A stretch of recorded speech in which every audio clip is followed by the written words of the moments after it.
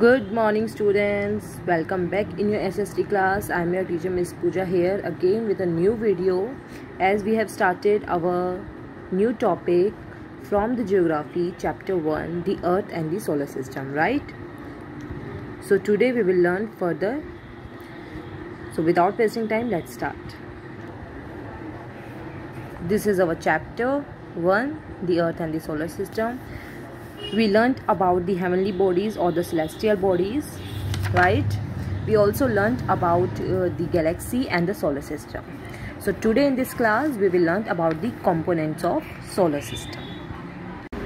Components of the solar system. First one is the sun. The sun is located in the center of the solar system. Where is sun located in the solar system? It is located in the center of the solar system. It is a huge star and is made up of very hot gases. As you all know that sun is made up of very hot gases.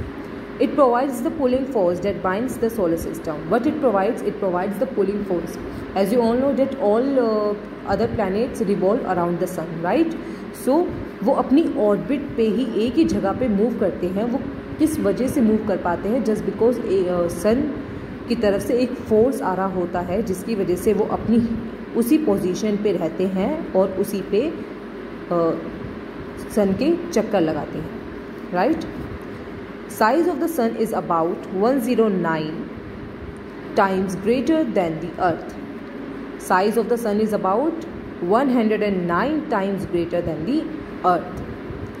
All the life forms on the earth depend upon it for heat and light. All the life forms on the earth depends on what? We depend for the heat and light of the sun. अगर अर्थ पे light ही नहीं होगी, heat ही नहीं होगी, so क्या life possible होगी अर्थ पे? नहीं. So we all depend on sun for life on the earth. The sun is estimated to be about 15 million kilometers away from the earth. See, this data is wrong. The sun is about 150 million kilometers away from the earth. Sun is estimated, as you all know, because you have already learned about this in your previous classes, that जो sun का distance है अर्थ से वो कितना है? वो 150 million kilometers away है अर्थ से. So correct this data, that sun is about 150 million kilometers away from the earth. Due to this distance, its tremendous heat is not felt. Due to this distance, जो उसकी huge amount की heat है वो हमें महसूस नहीं होती.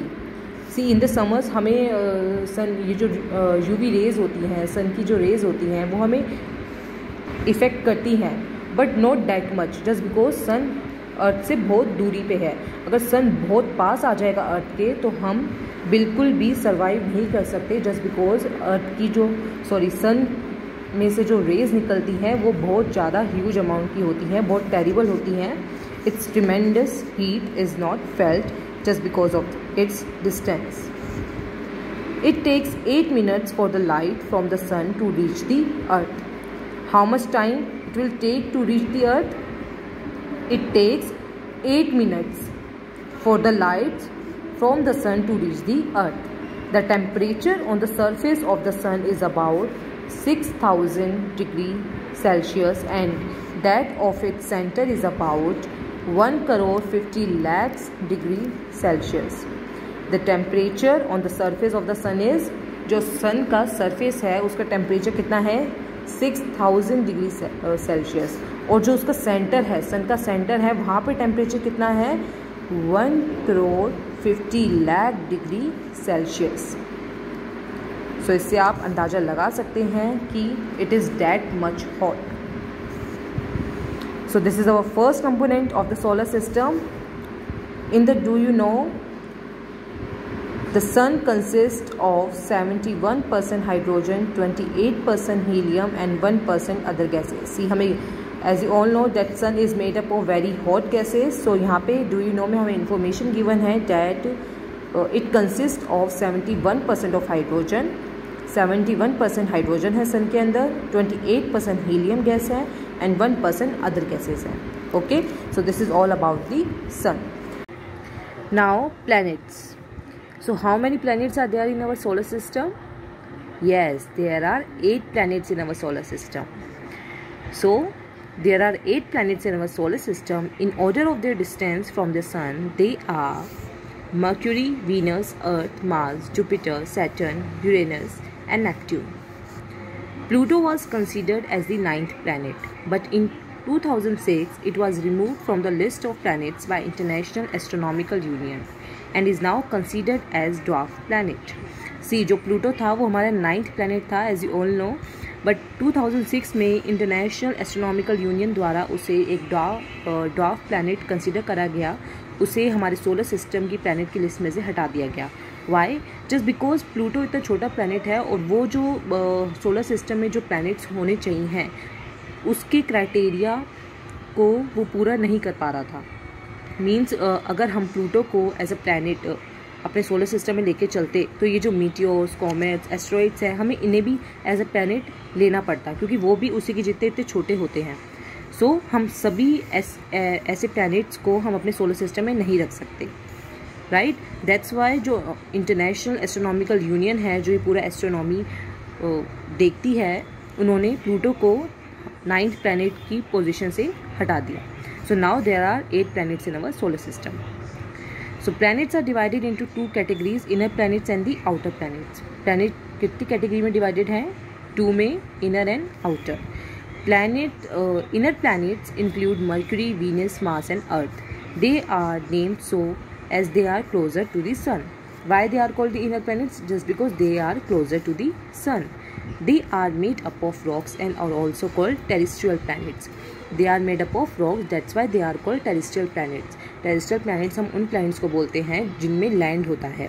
हम अर्थ पे रहते हैं, we live on land, right? So ऐसे ही मार्स, वीनस और मर्क्यूरी पे भी लैंड है. That's why they are called the terrestrial planets, just because they are made up of rocks. Outer planets include Jupiter, Saturn, Uranus and Neptune. They are also called gas giants and as they are made up of gases. See, जो outer planets हैं वो कौन कौन से हैं? Jupiter, Saturn, Uranus and Neptune. इन्हें outer planets क्यों बोला गया? जस्ट बिकॉज इनका जो डिस्टेंस है सन से, एक तो वो दूर है, second thing they are also called the gas giants. Why? Just because they are made up of gases. Planets do not have their own light but they reflect the light of the sun. Planets किसकी light को reflect करते हैं? Sun की. The shape of most of the planets is spherical. Most of the planets की shape कैसी होती है? Spherical shape की होते हैं वो.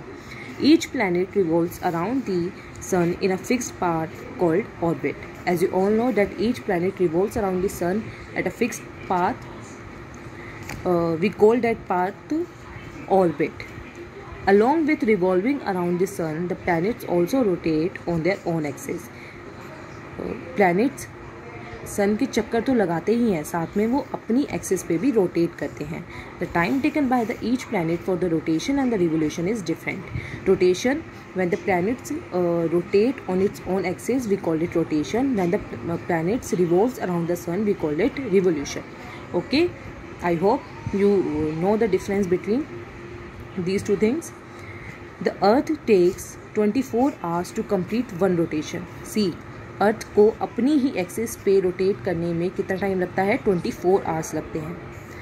And 365.25 days to complete one revolution. और सन की पूरी रिवोल्यूशन कंप्लीट करने में कितना टाइम लगता है अर्थ को?